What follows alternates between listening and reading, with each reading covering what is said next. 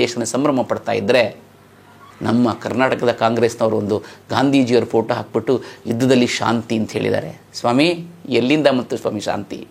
ಎಲ್ಲಿಂದ ಬಂತು? ಯಾವತ್ತು ನಾವೇ ದಾಳಿ ಮಾಡಿಲ್ಲ. ಆದರೆ ನಮ್ಮಲ್ಲಿ ಏನು ಹೇಳಿಕೊಟ್ಟಿದ್ದಾರೆ ಅಂತ ಹೇಳಿದ್ರೆ, ನಾವು ದಾಳಿ ಮಾಡಬಾರ್ದು, ಆದರೆ ಬೇರೆಯವರು ದಾಳಿ ಮಾಡಿದ್ರೆ ಅದಕ್ಕೆ ತಕ್ಕ ಉತ್ತರ ಕೊಡಬೇಕು ಅಂತ ಹೇಳಿದೆ. ಹಾಗಾಗಿ ದಾಳಿ ಮಾಡಿದಾಗ ಕೈ ಕಟ್ಕೊಂಡು ಕೂತ್ಕೊಳ್ಳೋಕ್ಕಿದ್ದೇನು ಮನಮೋಹನ್ ಸಿಂಗ್ ಸರ್ಕಾರ ಅನ್ಕೊಂಡ್ಬಿಟ್ರ?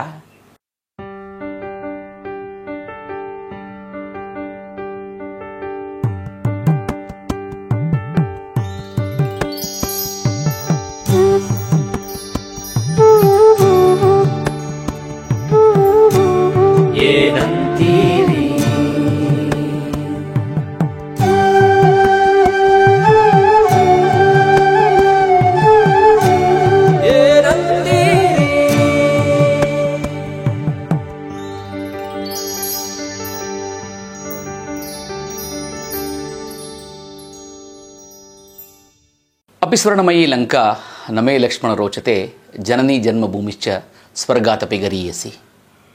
ಎಲ್ರಿಗೂ ನಮಸ್ಕಾರ. ಇದೇ ಸ್ಥಳದಲ್ಲಿ 13 ದಿನಗಳ ಹಿಂದೆ, ಅಂದರೆ ಏಪ್ರಿಲ್ 22ನೇ ತಾರೀಕು, ಏನು ಕಾಶ್ಮೀರದ ಕಣಿವೆಯ ಪ್ರದೇಶದಲ್ಲಿ ಪಹಲ್ಗಾಮ್ನಲ್ಲಿರುವಂಥ ಬೈಸ್ರಾನ್ ಕಣಿವೆ, ಅರ್ಥಾತ್ ಮಿನಿ ಸ್ವಿಟ್ಜರ್ಲ್ಯಾಂಡ್ ಅಂತ ಕರೀತಾರೆ, ಆ ಜಾಗದಲ್ಲಿ ತಮ್ಮ ಪ್ರವಾಸವನ್ನು ಅಥವಾ ತಮ್ಮ ರಜಾ ದಿನಗಳನ್ನು ಸುಂದರವಾಗಿ ಅನುಭವಿಸೋಕ್ಕಂತ ಬಂದಿದ್ದಂಥ ಸುಮಾರು 28 ಅಮಾಯಕರ ಜನರ ಮೇಲೆ ಏಕಾಏಕಿ ದಾಳಿ ನಡೆಸಿದ ಪಾಕಿಸ್ತಾನ್ ಪ್ರಚೋದಿತ ಉಗ್ರಗಾಮಿಗಳು ಗುಂಡಿನೇಟು ಹೊಡೆದು ಸಾಯಿಸಿದ್ರು. ಕೇವಲ ಗುಂಡಿನೇಟು ಹೊಡೆದು ಸಾಯಿಸಿದರೆ ಪರವಾಗಿಲ್ಲ, ಆದರೆ ಈ ಸತಿ ಅವರು ಕೇಳಿ ಅವರು ಧರ್ಮ ಕೇಳಿ ಹೊಡೆದಿದ್ರು. ನೀನು ಹಿಂದೂನಾ ಮುಸಲ್ಮಾನ ಅಂತ ಕೇಳಿ ಹೊಡೆದಿದ್ರು. ಬರೀ ಹಿಂದೂ ಅಥವಾ ಮುಸಲ್ಮಾನ ಅನ್ನೋದನ್ನು ಪರೀಕ್ಷೆ ಮಾಡೋದಕ್ಕೋಸ್ಕರ ಅವರ ಪ್ಯಾಂಟ್ ಬಿಚ್ಚಿ ಅವ್ರನ್ನ ಪರೀಕ್ಷೆ ಮಾಡಿ ಅವ್ರು ಹಿಂದೂನಾ ಅಥವಾ ಮುಸಲ್ಮಾನ ಅಂತ ತಿಳ್ಕೊಂಡು ಹೊಡೆದಿದ್ದು. ಆಗ ಮಾತನಾಡುವಾಗ ನನಗೆ ಗದ್ಗದಿತವಾಗಿತ್ತು, ಗಂಟ್ಲಲ್ಲಿ ಮಾತು ಬರ್ತಾ ಇರಲಿಲ್ಲ. ಆಗೊಂದು ಭಾಳ ದುಃಖದಿಂದ ಒಂದು ಹೇಳಿದ್ದೆ, ಮುಳ್ಳನ್ನು ಮುಳ್ಳಿಂದನೇ ತೆಗಿಬೇಕು. ಅವ್ರಿಗೆ ಹೇಗೆ ಹೊಡಿಬೇಕು ಅಂತ ಹೇಳಿದ್ರೆ, ಮುಂದಿನ ಸತಿ ಅವರು ನಮ್ಮ ಭಾರತ ದೇಶದ ಕಡೆ ಕಣ್ಣೆತ್ತಿ ಸಹ ನೋಡಬಾರ್ದು ಅನ್ನೋ ಒಂದು ಮಾತು ಹೇಳಿದ್ದೆ. ಮಾತು ಹೇಳಿ ನನಗೆ ಅಲ್ಲಿಂದ ಮಾತನಾಡಕ್ಕೆ ಬರದಲೇ ಕಣ್ಣಲ್ಲಿ ಧಾರಾಕಾರವಾದ ನೀರು ಹರಿಲಿತ್ತು. ಆಗ ಮತ್ತೊಂದು ಮಾತು ಹೇಳಿದೆ, ನಮಗೆ ಸರ್ಕಾರದ ಬಗ್ಗೆ ನಂಬಿಕೆ ಇದೆ ಮತ್ತು ನಮಗೆ ನಮ್ಮ ಸೇನೆಯ ಬಗ್ಗೆ ನಂಬಿಕೆ ಇದೆ. ಹಾಗಾಗಿ ಎಲ್ಲ ಭಾರತೀಯರು ದಯವಿಟ್ಟು ಈ ಸತಿ ಸರ್ಕಾರಕ್ಕೆ ಮತ್ತು ನಮ್ಮ ಸೇನೆಗೆ ಒಂದು ಧೈರ್ಯ ಕೊಡೋಣ, ನಾವು ಅವ್ರ ಹಿಂದೆ ಇರೋಣ ಯಾವಾಗಲೂ ಅಂತ ಒಂದು ಮಾತು ಹೇಳಿದ್ದೆ. ಅದಾದಮೇಲೆ ಸುಮಾರು ಆ ವಿಡಿಯೋ ಸುಮಾರು ಕಡೆ ವೈರಲ್ ಆಗಿತ್ತು. ಎಲ್ಲರೂ ಹೇಳ್ತಾ ಇದ್ದರು, ಏನು ಹೀಗೆ ಹೇಳ್ಬಿಟ್ಟೆ. ಮತ್ತು ಇನ್ನೂ ಒಂದು ಮಾತು ಹೇಳಿದ್ದೆ, ದಯವಿಟ್ಟು ನೀವು ಕಾಶ್ಮೀರಕ್ಕೆ ಹೋಗಬೇಡಿ ಒಂದು ಮುಂದಿನ 3-4 ವರ್ಷಗಳು ಅಂತಲೂ ಒಂದು ಮಾತು ಹೇಳಿದ್ದೆ. ಆಗ ನಾನು ಏನು ಹೇಳಿದ್ದೆ ಅಂತ ಹೇಳಿದ್ರೆ, ನಮ್ಮ ಪ್ರಧಾನಿಗಳ ಬಗ್ಗೆ ನಮಗೆ ನಂಬಿಕೆ ಇದೆ, ಅವರು ಖಂಡಿತವಾಗಲೂ ಇದನ್ನು ತೀರಿಸ್ಕೊಳ್ತಾರೆ, ಇದಕ್ಕೆ ಏನು ಸೂಕ್ತವಾದ ಕ್ರಮ ತಗೊಳ್ತಾರೆ ಅಂತ ಹೇಳಿದೆ. ಈ ಘಟನೆ ನಡೆದಾಗ ನಮ್ಮ ಪ್ರಧಾನಮಂತ್ರಿಗಳು ಸೌದಿ ಅರೇಬಿಯಾದ ಪ್ರವಾಸದಲ್ಲಿದ್ದರು.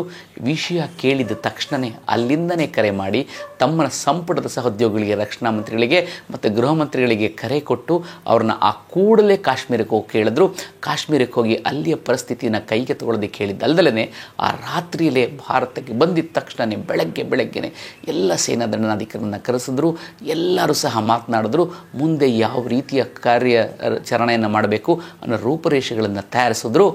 ಅದಾದಮೇಲೆ ಗೃಹ ಮಂತ್ರಿ ಅಮಿತ್ ಶಾ ಮತ್ತು ರಕ್ಷಣಾ ಮಂತ್ರಿ ಆದಂಥ ರಾಜನಾಥ್ ಸಿಂಗ್ ಅವರಿಗೆ ಅಲ್ಲಿ ಕಾಶ್ಮೀರದಲ್ಲಿ ಬ್ರೀಫಿಂಗ್ ಮಾಡೋಕ್ಕೆ ಬಿಟ್ಟು, ಮತ್ತು ಅವರಿಗೆ ಅಲ್ಲಿರೋ ಯಾರ್ಯಾರು ಮೃತಪಟ್ಟಿದ್ದಾರಲ್ಲ ಅವರ ಕುಟುಂಬದವರಿಗೆ ಅಂತಿಮ ಸಂಸ್ಕಾರಕ್ಕೆ ಯಾವ ರೀತಿಯ ಕಾರ್ಯಾಚರಣೆಯನ್ನು ಮಾಡಬೇಕು ಅದೆಲ್ಲನೂ ಮಾಡಿ ಇವರು ಬಿಹಾರದಲ್ಲಿ ಹೋಗಿ ಒಂದು ರ್ಯಾಲಿನ ಮಾತನಾಡೋಕ್ಕೆ ಹೇಳಿದ್ರು. ರ್ಯಾಲಿನೇ ಉದ್ದೇಶಿಸಿ ಮಾತನಾಡಿದ್ರು.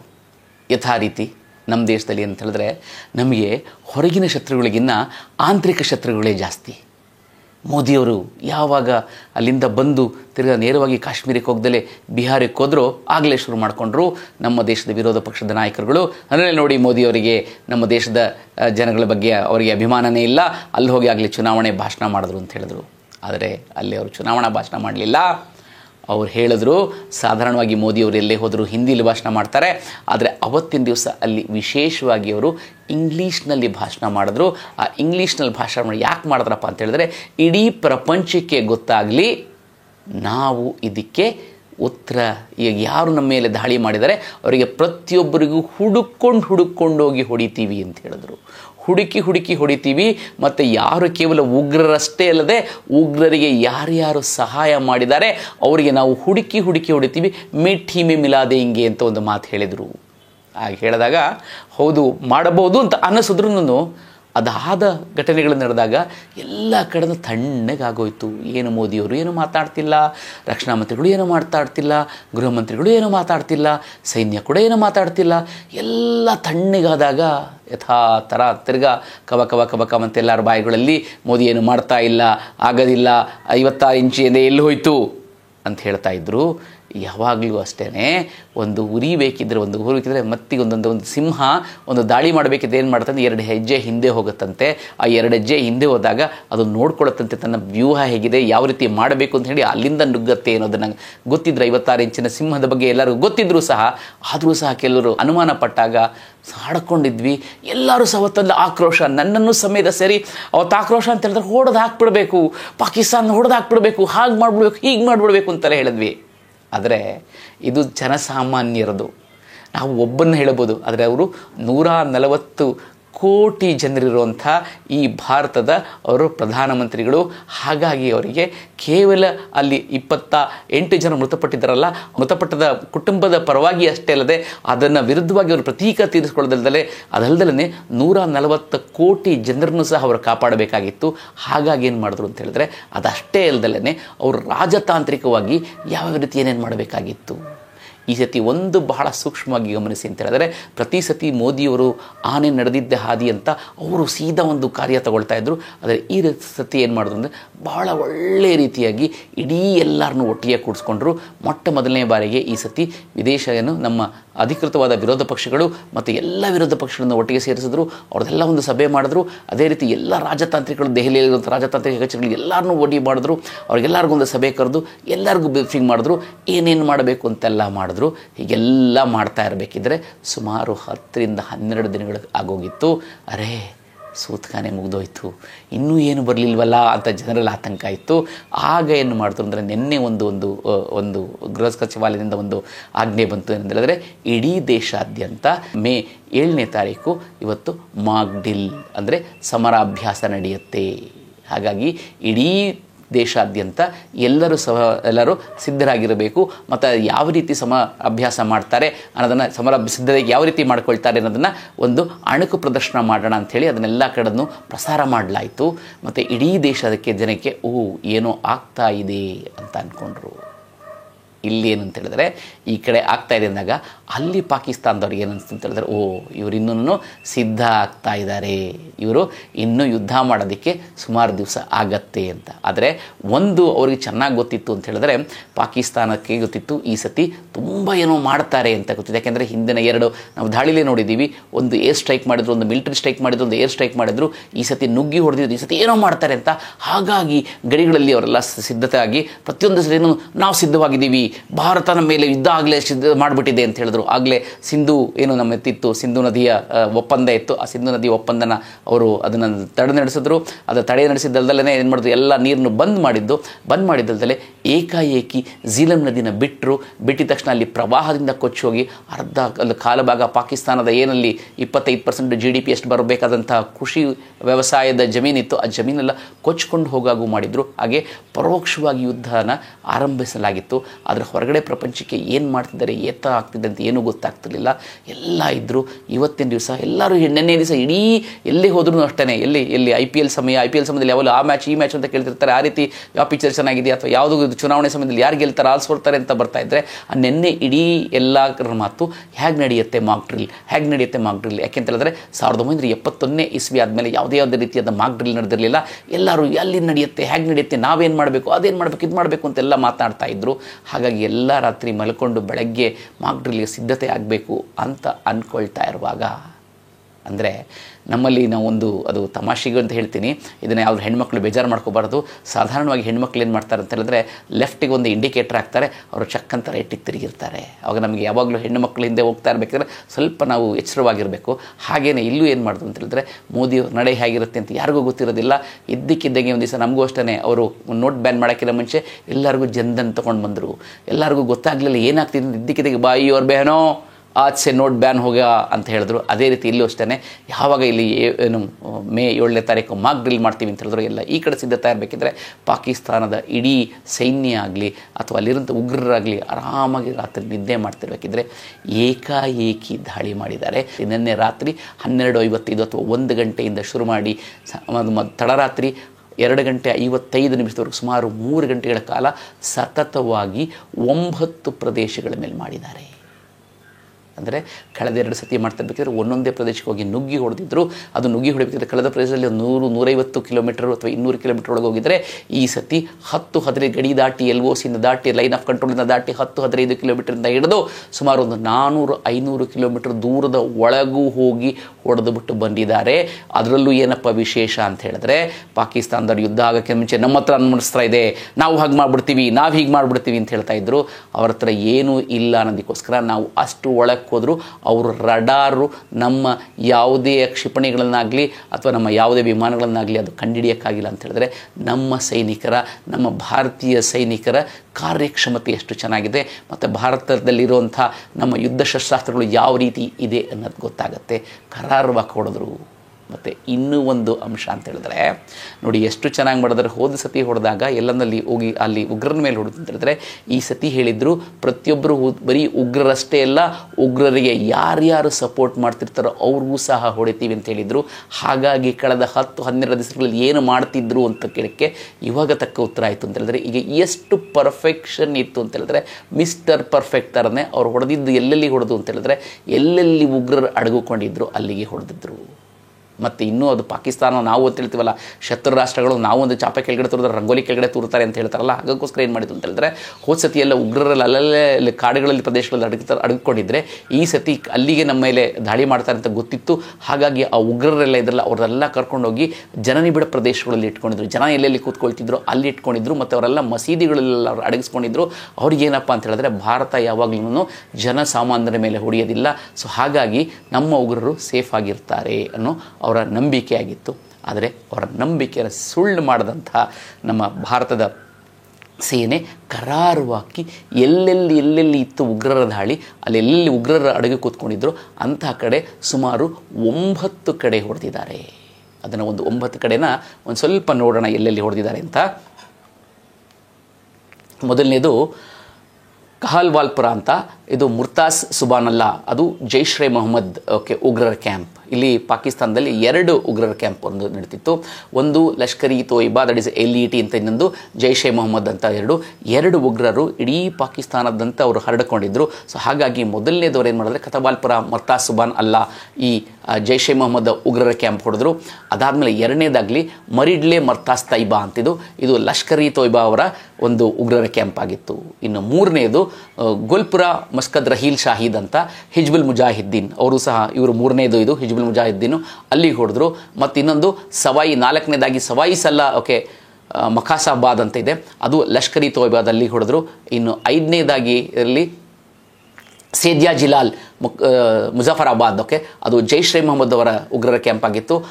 6ನೇದು ಕೋಂಟ್ಲಿ ಮಸೀದ್ ಅಬ್ಬಾಸ್ ಅಂತಿತ್ತು, ಅದರಲ್ಲಿ ಜೈಷ್ ಎ ಮೊಹಮ್ಮದ್ ಅವ್ರದ್ದಿತ್ತು. ಇನ್ನೊಂದು ಬರ್ನಾಲಾ ಮಸೀದ್ ಅಸ್ಲೆ ಹದೀತ್ ಅಂತ ಲಷ್ಕರ್ ಇ ತೊಯ್ಬಾ ಕ್ಯಾಂಪ್ ಹೊಡೆದ್ರು.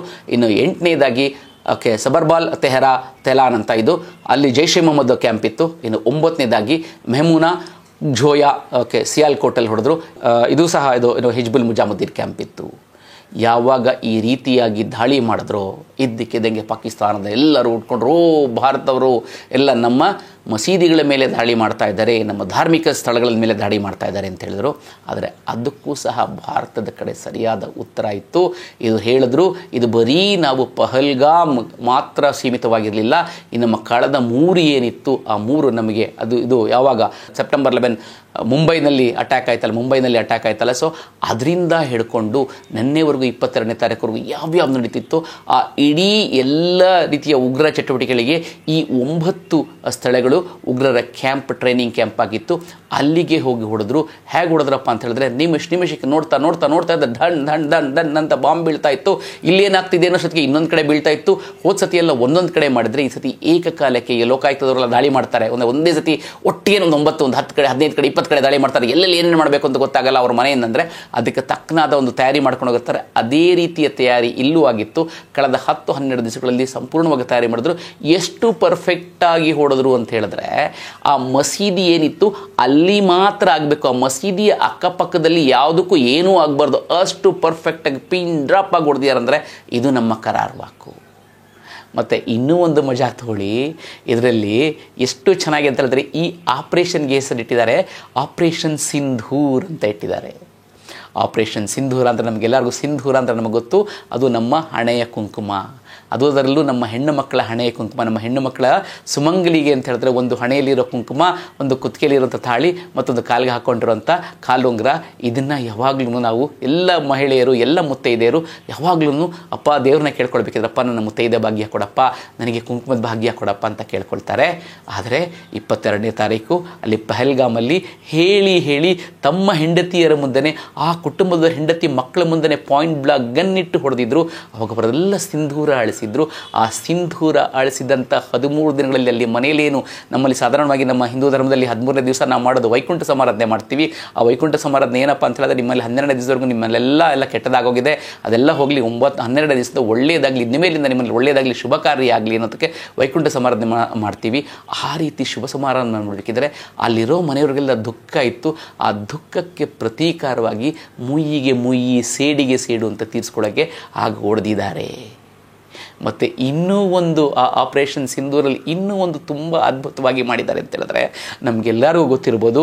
ಇಡೀ ಈ ದಾಳಿಯ ಏನು ಇದೆ ಅಂದರೆ ಇಡೀ ಭಾರತದಲ್ಲಿ ನಡೆದಿರೋಂಥ ಪಾಕಿಸ್ತಾನದ ಎಲ್ಲ ಉಗ್ರ ಚಟುವಟಿಕೆಗೆ ಅದು ಮಸೂದ್ ಅಜರ್ ಅವನೇ ಸಹ ಮುಖ್ಯಸ್ಥ. ಅವನೇ ಎಲ್ಲ ರೀತಿಯಾದ ಅವನೇ ನೋಡ್ಕೊಳ್ತಿರ್ತಾನೆ. ಪ್ರತಿಯೊಂದು ದಾಳಿನೂ ಅವನ ನೇತೃತ್ವದಲ್ಲಿ ನಡೀತಿರುತ್ತೆ, ಅಥವಾ ಅವನ ರೂಪರೇಷೆಗಳನ್ನು ಮಾಡಿರ್ತಾರೆ, ಅವನ ತಮ್ಮ ಎಲ್ಲ ಮಾಡ್ತಿರ್ತಾರೆ. ಸೊ ಈ ರೀತಿ ಮಾಡಬೇಕಿದ್ರೆ ಇವತ್ತೇನು ಮಾಡಿದ್ದಾರೆ ಅಂತ ಹೇಳಿದ್ರೆ ಬುಧವಾರ ರಾತ್ರಿ ನಡೆದಂಥದ್ರಲ್ಲಿ ಜೈಷ್ ಇ ಮೊಹಮ್ಮದ್ ಮುಖ್ಯಸ್ಥನಾಗಿದ್ದಲ್ಲ ಮಸೂದ್ ಅಜರ್ ಅವನ ಜಬಾಲ್ಪುರ ಕಚೇರಿ, ಮಸೀದಿ ಮತ್ತು ಮದ್ರಸಗಳ ಮೇಲೆ ದಾಳಿ ಮಾಡಿದ್ದಾರೆ, ಬಾಂಬ್ಗಳನ್ನು ಹಾಕಿ ಮಾಡಿದ್ದಾರೆ.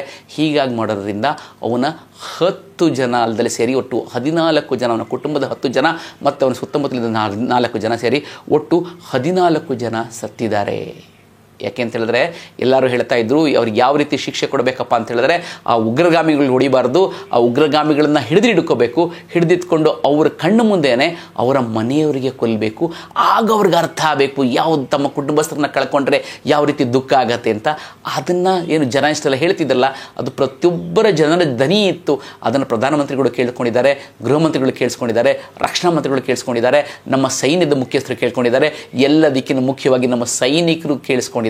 ಅದೆಲ್ಲ ಕಿವಿಗಳಲ್ಲಿ ಮಾರ್ದನಿ ಇತ್ತೇನೋ ಹಾಗೆ ಹೋಗಿ ಹೊಡೆದಿದ್ದಾರೆ. ಬರೀ ಉಗ್ರರಿಗಷ್ಟೇ ಇಲ್ಲದೆ ಆ ಉಗ್ರರ ಮುಖಂಡ ಏನಿದ್ದ ಮಸೂದ್ ಅಜರ್ ಅವನ ಮನೆಯವರೆಗೂ ಸಹ ಹೊಡೆದಿದ್ದಾರೆ ಅಂತ ಹೇಳಿದ್ರೆ ಇಷ್ಟಪ್ಪ ಆಗಿದೆ. ಅಂದರೆ ಈಗ ಅಸೂರ್ ಮೊಹಮ್ಮದ್ ಹೇಳ್ತಾ ಇದ್ದಾನೆ, ಅಪ್ಪ ಇನ್ನೆಲ್ಲ ತನ್ನ ತುಂಬ ಪ್ರೀತಿ ಮಾಡ್ತಿದ್ದಂಥ ನನ್ನ ಅಕ್ಕನೇ ಹೋಗ್ಬಿಟ್ಟಿದ್ದಾಳೆ, ಅವಳಿಲ್ಲ ಅಂದರೆ ನಾನೇನು ಮಾಡಲಿ, ನನ್ನನ್ನು ಸಾಯಿಸ್ಬಿಡಿ ಅನ್ನೋ ಮಟ್ಟಕ್ಕೆ ಹೋಗಿದ್ದಾನೆ. ಇದು ಎಷ್ಟು ನಿಜಾನ ಎಷ್ಟು ಸುಳ್ಳು ಗೊತ್ತಿಲ್ಲ, ಆದರೆ ಅವನು ಸಹ ಹುಡುಕಿ ಹೊಡಿತಾರೆ. ಇವತ್ತು ಅವನಿಲ್ಲ, ಅವನು ಸಹ ಇದೇ ರೀತಿ ಹುಡುಕಿ ಹೊಡಿತಾರೆ ಅನ್ನೋ ಅಭಿಲಾಷೆ ನಮ್ದಿದೆ. ಇದೆಲ್ಲ ಆಗ್ತಾ ಇರಬೇಕಿದ್ರೆ ಜನ ಎಲ್ಲ ಇಡೀ ಅಯ್ಯೋ ದೀಪಾವಳಿ ಇಷ್ಟು ಬೇಗಲೇ ಬಂದುಬಿಡ್ತಾ ಅಂತ ಇಡೀ ಸಂಭ್ರಮ ಬೆಳಗ್ಗೆ ಎದ್ದಿದ ತಕ್ಷಣ ಯಾರು ಗೊತ್ತೊಂದು ಸುಮಾರು 8-8:15 ಕಚೇರಿಗೆ ಹೋಗಬೇಕಿದ್ರೆ ವಿಷಯ ಗೊತ್ತಾಗಿದ ತಕ್ಷಣ ಎಲ್ಲರೂ ಸಂಭ್ರಮ ಪಟ್ಟು ಸಿಹಿ ಹಂಚಿಕೊಟ್ಕೊಂಡು ದೀಪಾವಳಿ ಹಬ್ಬ ಇಷ್ಟು ಬೇಗಲೇ ಬಂತ ಅಂತ ಸಂಭ್ರಮ ಪಡ್ತಾ ಇರಬೇಕಿದ್ರೆ ಭಾರತದ ಮಾಜಿ ಸೇನಾ ಮುಖ್ಯಸ್ಥ ಇರುವಂಥ ಮನೋಜ್ ನರವಣೆ ಅವರು ಹೇಳಿದ್ದಾರೆ, ಎ ಸಿರ್ಫ್ ಟ್ರೇಲರ್ ಹೇ ಪಿಕ್ಚರ್ ಅಭಿ ಬಾಕಿ ಹೇ ಅಂತ ಹೇಳಿದ್ದಾರೆ. ಅಂತ ಹೇಳಿದ್ರೆ ಮುಂದೆ ಆಗುವಂಥದ್ದನ್ನು ಯಾವುದೇ ರೀತಿಯಾದ ಈ ರೀತಿಯ ಅವಘಡಗಳು ಆಗದೇ ಇರಲಿ ಅನ್ನೋ ರೀತಿಗೋಸ್ಕರ ಈ ದಾಳಿ ನಡೆಸಿದೆ. ಆದರೆ ಶಾಶ್ವತವಾಗಿ ಇದಕ್ಕೊಂದು ಸಮಸ್ಯೆ ಪರಿಹಾರ ಮಾಡೋದಕ್ಕೆ ಮುಂದೆ ಇನ್ನೂ ದೊಡ್ಡ ದೊಡ್ಡ ಕಾರ್ಯಾಚರಣೆ ನಡೆಯಲಿದೆ ಅಂತ ಹೇಳಿದ್ದಾರೆ. ಸೊ ಹಾಗಾಗಿ ಏನಂತ ಹೇಳಿದ್ರೆ ಇದು ಕೇವಲ ಒಂದೇ ಒಂದು ಏರ್ ಸ್ಟ್ರೈಕಿಗೆ ಮುಗಿಯಲ್ಲ, ಇದಕ್ಕೆ ಇನ್ನೂ ಜಾಸ್ತಿ ಇದೆ. ಆ ರೀತಿ ಜಾಸ್ತಿ ಆಗಲಿ ಅನ್ನೋದೇ ಸಕಲ ಭಾರತೀಯರ ಒಂದು ಆಶೆ ಆಗಿದೆ. ಮತ್ತೊಂದು ಹೇಳ್ತೀನಿ, ಇದರಲ್ಲಿ ಸಿಂಧೂರ್ ಅಂತ ಇಟ್ಟಿದ್ದಾರೆ ಅಂತ ಹೇಳಿದ್ರಲ್ಲ, ಸಿಂಧೂರ್ ಇಟ್ಟಿರಬೇಕಿದ್ರೆ ಅದಕ್ಕೆ ಅನ್ವಯವಾಗುವಂತೆ ಇಡೀ ಈ ಕಾರ್ಯಾಚರಣೆ ಏನು ನಡೀತಿದೆ ಆ ಕಾರ್ಯಾಚರಣೆಯ ಸೇನೆ ಮುಖ್ಯಸ್ಥರದಲ್ಲ, ಆ ಕಾರ್ಯಾಚರಣೆ ಇತ್ತಲ್ಲ, ಆ ಕಾರ್ಯಾಚರಣೆಯ ಬ್ರೀಫಿಂಗ್ ಕೊಟ್ಟವರು, ಅಂದರೆ ಇವತ್ತು ಬೆಳಗ್ಗೆ 10 ಅಲ್ಲಿ ಬ್ರೀಫಿಂಗ್ ಕೊಡೋಕ್ಕೆ ಬಂದರು. ಆ ಬ್ರೀಫಿಂಗ್ ಕೊಡೋಕ್ಕೆ ಬಂದಾಗ ಸಾಧಾರಣವಾಗಿ ಎಲ್ಲ ಸೇನಾ ಮುಖ್ಯಸ್ಥರು ಕೊಡ್ತಾರೆ, ಆದರೆ ಈ ಸತಿ ಬ್ರೀಫಿಂಗ್ ಕೊಡೋಕ್ಕೆ ಬಂದವರು 2 ಹೆಣ್ಣು ಮಕ್ಕಳು. ಮೊದಲನೇದಾಗಿ ಕೊಟ್ಟಿದ್ದಂತ ಹೇಳಿದ್ರೆ ಬ್ರೀಫಿಂಗ್ ಕೊಟ್ಟಕ್ಕೆ ಬಂದಿದ್ದವರು ಅಂತ ಹೇಳಿದ್ರೆ ಕರ್ನಲ್ ಸೋಫಿಯಾ ಕುರಾಶಿ ಮತ್ತು ಇನ್ನೊಬ್ಬರು ವಿಂಗ್ ಕಮಾಂಡರ್ ವ್ಯೋಮಿಕಾ ಸಿಂಗ್. ನೋಡಿ, ಇವರು ಕೇವಲ ಈ ಬ್ರೀಫಿಂಗ್ ಕೊಡಬೇಕು ಅಂತ ಹೇಳಿದ್ರೆ ಅವರೇ ಆ ಟೀಮ್ನ ಲೀಡ್ ಮಾಡಿರ್ತಾರೆ. ಸೊ ಹಾಗಾಗಿ ಅವ್ರು ಇಬ್ಬರೂ ಸಹ ಹೋಗಿ ಇಡೀ ಈ ಕಾರ್ಯಾಚರಣೆ ಇರ್ತಿತ್ತಲ್ಲ ಆ ಕಾರ್ಯಾಚರಣೆಯ ಮುಖ್ಯಸ್ಥರಾಗಿ ಆ ಕಾರ್ಯಾಚರಣೆಯನ್ನು ಮುನ್ನಡೆಸಿದ್ದೇ ಈ ಕುರೇಶಿ, ಸೋಫಿಯಾ ಕುರೇಶಿ ಮತ್ತು ವಿಂಗ್ ಕಮಾಂಡರ್ ವ್ಯೋಮಿಕಾ ಸಿಂಗ್. ಅವರಿಬ್ಬರೂ ಏನು ಮಾಡಿದ್ರು ಅಂತ ಹೇಳಿದ್ರೆ ಪ್ರತಿಯೊಂದು ಇಡೀ ಏನು ನಡೀತು ಅದನ್ನು ಅಣುವಾಗಿ ಇಂಚಿಂಚಾಗಿ ಎಲ್ಲರ ಮುಂದೆನೂ ಅದನ್ನು ನಿರೂಪಣೆ ಮಾಡಿದ್ರು. ಎಷ್ಟು ಚೆನ್ನಾಗಿ ಹೊಡೆದ್ರು, ಎಷ್ಟು ಚೆನ್ನಾಗಿ ನಮ್ಮ ಇದಿತ್ತು. ಮತ್ತು ಅವರು ಇನ್ನೊಂದು ಒಳ್ಳೆಯ ಮಾತು ಹೇಳಿದ್ರು ಅಂತ ಹೇಳಿದ್ರೆ ಇದು ಕೇವಲ ಪಹಲ್ಗಾಮ್ ಮಾತ್ರ ಆಗಿಲ್ದಲೆ ನಮಗೆ ಏನಲ್ಲಿ ಸೆಪ್ಟೆಂಬರ್ 11 ಆಗಿತ್ತಲ್ಲ, ಮುಂಬೈ ಅಟ್ಯಾಕ್ ಆಗಿತ್ತಲ್ಲ, ಅದರಲ್ಲಿ ಅದರಿಂದನೂ ಸೇರಿ ಇಲ್ಲಿವರೆಗೂ ಎಲ್ಲೆಲ್ಲಿತ್ತೋ ಅಲ್ಲಿಗೆಲ್ಲ ಪಕ್ಕಾಗಿ ಹೊಡೆದಿದ್ದೀವಿ ಅಂತ ಹೇಳಿದ್ರು. ಮತ್ತು ಇನ್ನೂ ಒಂದು ಪಾಕಿಸ್ತಾನದಲ್ಲಿ ಏನು ಮಾಡ್ತಾರೆ ಅಂತ ಹೇಳಿದ್ರೆ ಎಲ್ಲ ಉಗ್ರಗಾಮಿಗಳಿಗೂ ಅಥವಾ ಉಗ್ರರಿಗೆ ಏನಂದರೆ ಅಲ್ಲಿ ಹೆಂಗೆ ಜನಕ್ಕೆ ತಲೆ ವಾಶ್ ಹೆಂಗೆ ಮಾಡ್ತಾರೆ, ಬ್ರೈನ್ ವಾಶ್ ಹೇಗೆ ಮಾಡ್ತಾರೆ ಅಂತ ಹೇಳಿದ್ರೆ ನಿಮಗೆ ಇಲ್ಲಿ ಸ್ವರ್ಗಕ್ಕೆ ಹೋದರೆ, ನಿಮಗೆ ಇಲ್ಲಿಂದ ಸತ್ತರು ಹೋದರೆ ನಿಮಗೆ ಜನ್ನತ್ಗೆ ಹೋಗ್ತೀರಿ, ಜನ್ನತ್ ಅಂದರೆ ಸ್ವರ್ಗಕ್ಕೆ ಹೋಗ್ತೀರಿ, ಸ್ವರ್ಗಕ್ಕೆ ಹೋದರೆ ನಿಮಗೆ ಅಲ್ಲಿ 72 ಕನ್ಯೆಯರು ನಿಮಗೆ ಸ್ವಾತ ಕೊಡ್ತಿರ್ತಾರೆ. ಅವರು ನಿಮಗೆ ಎಲ್ಲ ರೀತಿಯ ನಿಮಗೆ ಅನುಕೂಲಗಳನ್ನು ಮಾಡಿಕೊಡ್ತಾರೆ ಅಂತ ಹೇಳಿ ಎಷ್ಟೋ ಜನ ಆ 72 ಕನ್ಯೆಯರ ಆಸೆಗೋಸ್ಕರ ಅಲ್ಲಿ ಉಗ್ರಗಾಮಿಗಳಾಗ್ತಾರೆ. ಹೋಗಿ ಅದು ಅಷ್ಟಲ್ಲದೆ ನೀವು ಅದನ್ನು ಕಾಫಿಯರನ್ನ ಹೊಡೆದಿರೋ ನೀವು ಸೀದಾ ಕಾಫಿಯರ್ ಹೊಡೆದಾಗ ನೀವು ಹೋಯ್ತು ಅಂತ ಹೇಳಿದ್ರೆ ಸೀದಾ ಇದಕ್ಕೆ ಹೋಗ್ತೀರಿ, ಏನು ಜನ್ನತ್ಗೆ ಹೋಗ್ತೀರಿ ಅಂತ ಹೇಳಿದ್ರೆ. ಆದರೆ ಅದರಲ್ಲೂ ಒಂದು 3 ಇದಿದೆ. ಏನಂತ ಹೇಳಿದ್ರೆ ಒಂದು ಈ ಥರ ಅಂದರೆ ಎಲ್ಲರೂ ಜನ್ನತ್ಗೆ ಹೋಗೋದಿಲ್ಲ, ಯುದ್ಧದಲ್ಲಿ ಸಾಯುವಂಥ ಎಲ್ಲರೂ ಜನ್ನತ್ಗೆ ಹೋಗಲ್ಲ. ಆ ರೀತಿ ಸಾಯೋದಲ್ಲೂ ಒಂದು ವೀರಮರಣ ಅಂತಿರುತ್ತೆ. ಇನ್ನು 3 ರೀತಿ. ಒಂದು ಅಂದರೆ ಅವರು ಸತ್ತಾಗ ಅವ್ರ ಹೆಣನ ಅವರು ಸುಟ್ಟಿರಬಾರ್ದು, ಅವರು ಏನು ಸಣ ಇರುತ್ತಲ್ಲ ಅದನ್ನು ಹಾಗೆ ಹೂಳಬೇಕು, ಹಾಗೆ ಹೂತವ್ರು ಮಾತ್ರ ಸೀದಾ ಅವರು ಸ್ವರ್ಗಕ್ಕೆ ಹೋಗ್ತಾರೆ, ಜನ್ನತ್ಗೆ ಹೋಗ್ತಾರೆ ಅಂತ ಹೇಳ್ತಾರೆ. ಎರಡನೇದು ಅಂತ ಹೇಳಿದ್ರೆ ಅವರು ಹೆಣ್ಣು ಮಕ್ಕಳ ಕಡೆಯಿಂದ ಸತ್ತಿರಬಾರದು ಅಂತ ಇದೆ, ಹೆಣ್ಣು ಮಕ್ಕಳ ಕಡೆಯಿಂದ ಸತ್ತಿರಬಾರ್ದು ಅಂತಿದೆ. ಸೊ ಮೂರನೇದೇನಪ್ಪ ಅಂತ ಹೇಳಿದ್ರೆ ಅವರು ಅರಬೆರೆ ಬಂದಿರಬಾರ್ದು ಮತ್ತು ಎಲ್ಲರಿಗೂ ಇರಬೇಕು ಅಂದರೆ. ಆದರೆ ಈ ರೀತಿ ಅಂದರೆ ಈ ಸತಿ ಏನು ಮಾಡಿದ್ದಾರೆ ಅಂದರೆ ಹೇಗೆ ಹೊಡೆದಿದ್ದಾರೆ ಅಂತ ಹೇಳಿದ್ರೆ ಆ 3 ಕಾರ್ಯಾಚರಣೆಯನ್ನು ಅವರು ಸತ್ತಿರೋದು ನೋಡಿ. ಒಂದು ಕಾಫಿರ್ ಕೈಯಲ್ಲಿ ಸತ್ತಿದ್ದಾರೆ ಅವ್ರು ಹೊಡೆದಿದ್ದವ್ರಿಗೆ, ಅಂದರೆ ಅವ್ರಿಗೆ ಮುಸ್ಲಿಮಾನರಲ್ಲದೆ ಇರೋರು ಕಾಫಿರ್ ಅಂತಾರೆ, ಅವರು ಕಾಫಿರ್ ಕೈಯಲ್ಲಿ ಸತ್ತಿದ್ದಾರೆ. ಎರಡನೇದು ಆ ಇಡೀ ಪೂರ್ತಿಯ ಮುಖ್ಯಸ್ಥರಾಗಿದ್ದು ಹೆಣ್ಣು ಮಕ್ಕಳುಗಳು. ಇನ್ನು ಮೂರನೇದು ಅಂತ ಹೇಳಿದ್ರೆ ಅವ್ರಿಗೆಲ್ಲ ಬಾಂಬ್ ಹಾಕೊಡೋದ್ರಿಂದ ಅವ್ರ ದೇಹಗಳೆಲ್ಲ ಛಿದ್ರವಾಗಿ ಸುಟ್ಟು ಹೋಗಿದ್ದಾರೆ. ಸೊ ಹಾಗಾಗಿ ಅವ್ರು ಹಾಗೆ ಸುಡೋಕ್ಕಾಗೋದಿಲ್ಲ, ಸಜೀವವಾಗಿ ಸುಡೋಕ್ಕಾಗೋದಿಲ್ಲ ಅವ್ರನ್ನ. ಸೊ ಹಾಗಾಗಿ ಅವ್ರನ್ನ ಸುಡೋಕ್ಕಾಗಲ್ಲ. ಹಾಗಾಗಿ ಅವ್ರಿಗೆ ಅಲ್ಲಿ ಹೋದ್ರೂ ಅವರು ತ್ರಿಶಂಕು ಸ್ವರ್ಗ ಅಂತ ಹೇಳ್ತಾರೆ. ಆ ರೀತಿ ಇದು ನೋಡಿದಾಗ ನನಗೆ ಯಾವ ರೀತಿ ಜ್ಞಾಪಕ ಬಂತು ಅಂತ ಹೇಳಿದ್ರೆ ನಮಗೆ ಅಲ್ಲಿ ದ್ರೋಣಾಚಾರ್ಯರನ್ನ ಮುಂದೆ ಇದರಲ್ಲಿ ಕುರುಕ್ಷೇತ್ರದಲ್ಲಿ ದ್ರೋಣಾಚಾರ್ಯನ ಸೋಲ್ಸೋದಕ್ಕೆ ಆಗೋದಿಲ್ಲ ಅಂತ ಅವ್ರಿಗೆ ಮುಂದೆ ಅವ್ರಿಗೆ ಏನಪ್ಪ ಅಂತಾರೆ ಅಂದರೆ ಶಿಖಂಡಿ ನಿಲ್ಲಿಸಿದ್ರೆ ಶಿಖಂಡಿ ಮುಂದೆ ಅವ್ರು ಯುದ್ಧ ಮಾಡಲ್ಲ ಅಂತ ಹೇಳಿದಾಗ ಕರ್ಕೊಂಬಂದು ಶಿಖಂಡಿ ನಿಲ್ಲಿಸಿ ಅವ್ರನ್ನ ಯುದ್ಧದಿಂದ ವಿಚಲಿತರಾಗಿ ಮಾಡಿರ್ತಾರೆ. ಅದೇ ರೀತಿಯೇ ಅದೇ ತಂತ್ರನ ಇಲ್ಲಿ ಉಪಯೋಗಿಸಿದ್ದಾರೆ. ಅಂದರೆ ಪ್ರತಿಯೊಂದನ್ನು ಇಂಚಿಂಚು ನೋಡಿಕೊಂಡು ಹೇಗೆ ಮಾಡಬೇಕು, ಯಾವ ರೀತಿ ಮಾಡಬೇಕು ಅನ್ನೋದನ್ನು ಮಾಡಿದ್ದಾರೆ ಅಂತ ಹೇಳಿದ್ರೆ ನಮ್ಮ ಇಡೀ ಸೇನೆ ಮತ್ತು ನಮ್ಮ ಸೇನಾ ಮುಖ್ಯಸ್ಥರು ಮತ್ತು ನಮ್ಮ ಈ ವರ್ಗಕ್ಕಿದ್ದಾರಲ್ಲ ಎಲ್ಲರಿಗೂ ಸಹ ನಾವು ಹೃತ್ಪೂರ್ವಕವಾದ ಅಭಿನಂದನೆಗಳನ್ನು ಸಲ್ಲಿಸಲೇಬೇಕು. ಇದನ್ನು ಪ್ರತಿಯೊಬ್ಬರು ಸಲ್ಲಿಸುವುದು ಪ್ರತಿಯೊಬ್ಬ ಭಾರತೀಯನ ಆದ್ಯ ಕರ್ತವ್ಯ ಆಗಿದೆ ಅಂತ ಹೇಳಬೇಕು. ಹೌದು, ನಿಜ. ಮತ್ತು ಇನ್ನೂ ಒಂದು ಮಜಾ ಕೇಳಿ ಇದರಲ್ಲಿ. ಈ ಸತಿ ಹೋದ ಸತಿ ಎಲ್ಲ ನಡೆದಾಗ ಏನಂತ ಕೇಳ್ತಿದ್ರು, ನಮಗೆ ಎತ್ಕೊಡಿ, ಏನು ಅಲ್ಲಿ ನಮಗೆ ಸಾಕ್ಷಿ ಕೊಡಿ, ಇಷ್ಟು ದಾಳಿ ಮಾಡೋದಕ್ಕೆ ಸಾಕ್ಷಿ ಕೊಡಿ ಅಂತ ಹೇಳ್ತಾ ಇದ್ರು. ಪ್ರತಿಯೊಂದು ಸತಿನೂ ಸಾಕ್ಷಿ ತೊಗೋಬೇಕಾಯಿತು. ಆದರೆ ಈ ಸತಿ ಸಾಕ್ಷಿ ಕೊಡೋದಕ್ಕೆ ನಾವು ಸಾಕ್ಷಿ ಕೊಡಲ್ಲ, ಎದುರಾಳಿಗಳು ಸಾಕ್ಷಿ ಕೊಡಬೇಕು ಅಂತ ಹೇಳಿದ್ದಾರೆ. ಸೊ ಹಾಗಾಗಿ ಪ್ರತಿಯೊಂದು ನೆನ್ನೆವರೆಗೂ ಇದ್ದಂಥ ಮಸೀದಿಗಳು, ನೆನ್ನೆವರೆಗೂ ಇದ್ದಂಥ ಮದ್ರಸಾಗಳು, ನೆನ್ನೆವರೆಗೂ ಇದ್ದಂಥದ್ದನ್ನು ಪಾಕಿಸ್ತಾನದ ಪ್ರಜೆಗಳೇ ತೋರಿಸ್ತಾ ಇದ್ದಾರೆ. ನೆನ್ನೆ ಹೀಗಿತ್ತು, ಇಷ್ಟು ಚೆನ್ನಾಗಿತ್ತು, ಇವತ್ತು ಹೀಗಾಗಿದೆ ಅಂತ ತೋರಿಸ್ತಾ ಇದ್ದಾರೆ. ಹಾಗಾಗಿ ನಾವು ಕೊಡೋದಲ್ಲ ಸ್ವಾಮಿ, ನಮ್ಮ ಸೈನ್ಯ ಕೊಡೋದಲ್ಲ. ಹಾಗಾಗಿ ಅದು ನಮ್ಮ ಎದುರು ಶತ್ರುಗಳು ಇದೆಯಲ್ಲ, ಎದುರು ದೇಶ ಇದೆಯಲ್ಲ, ಶತ್ರುಗಳಿದೆಲ್ಲ, ಶತ್ರುಗಳೇ ಅಲ್ಲಿ ಕೊಡ್ತಾ ಇದ್ದಾರೆ.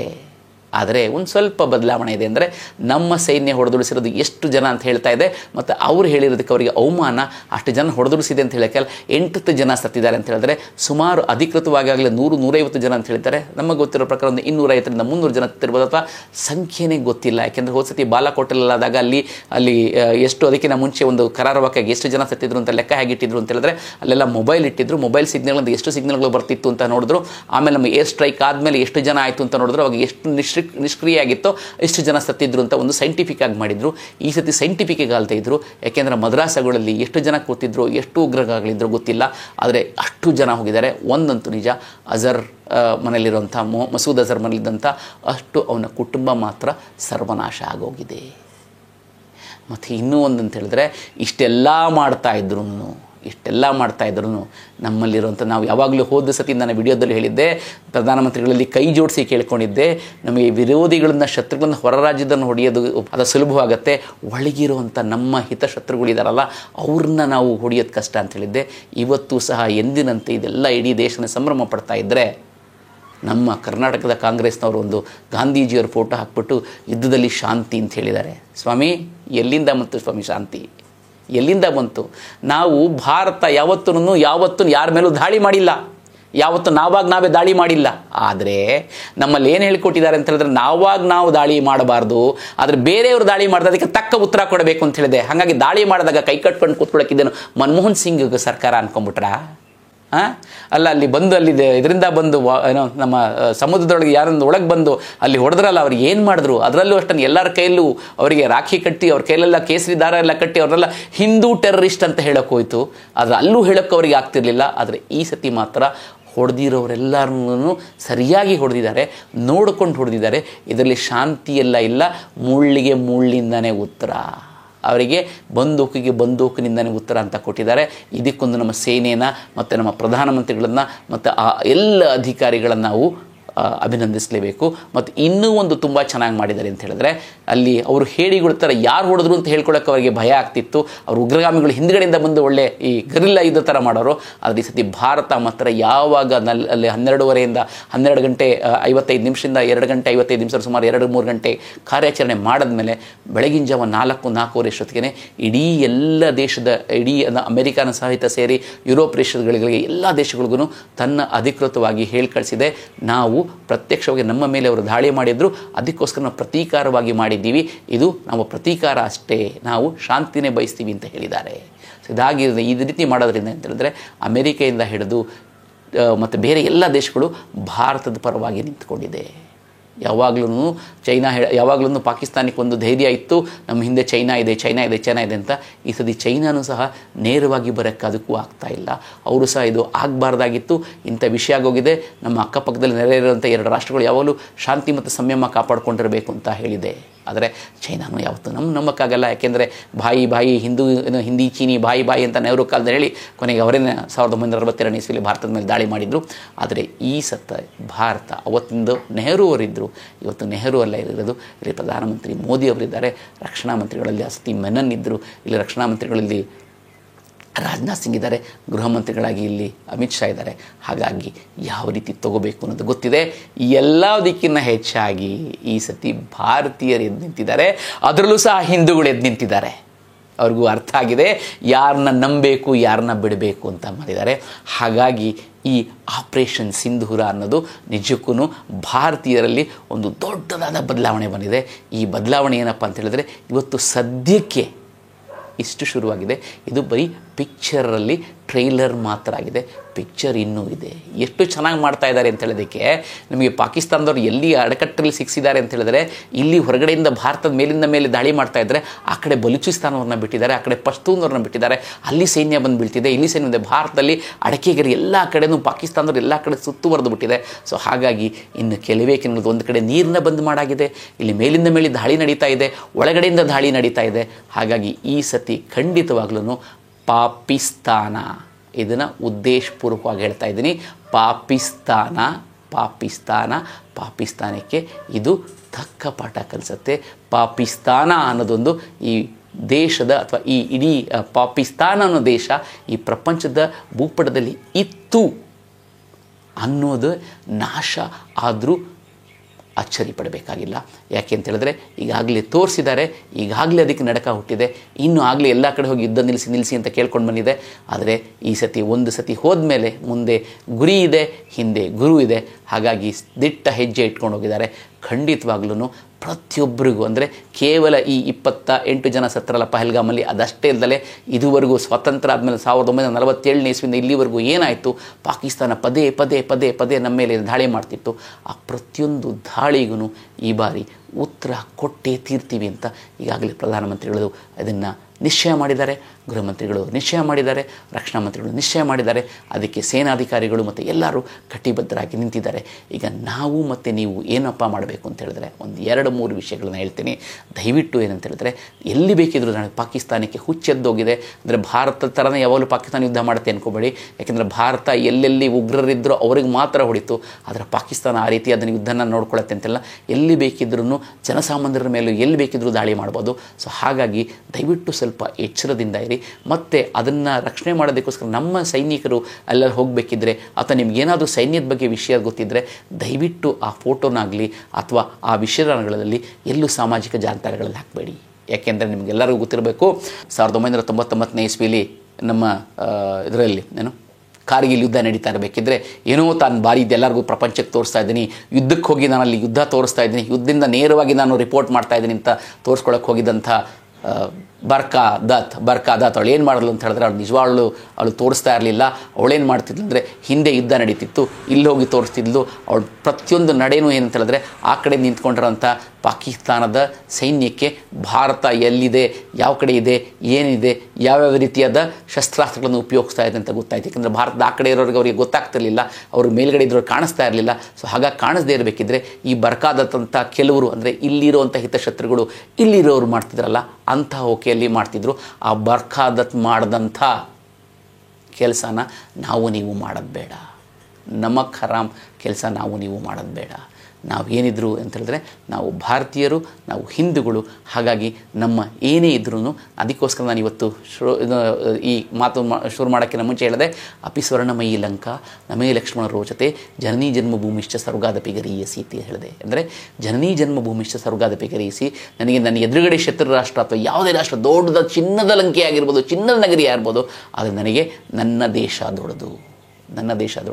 ಸೊ ಹಾಗಾಗಿ ನನ್ನ ದೇಶಕ್ಕಾಗೋಸ್ಕರ ನಾವು ಕಟಿಬದ್ಧರಾಗಿರೋಣ.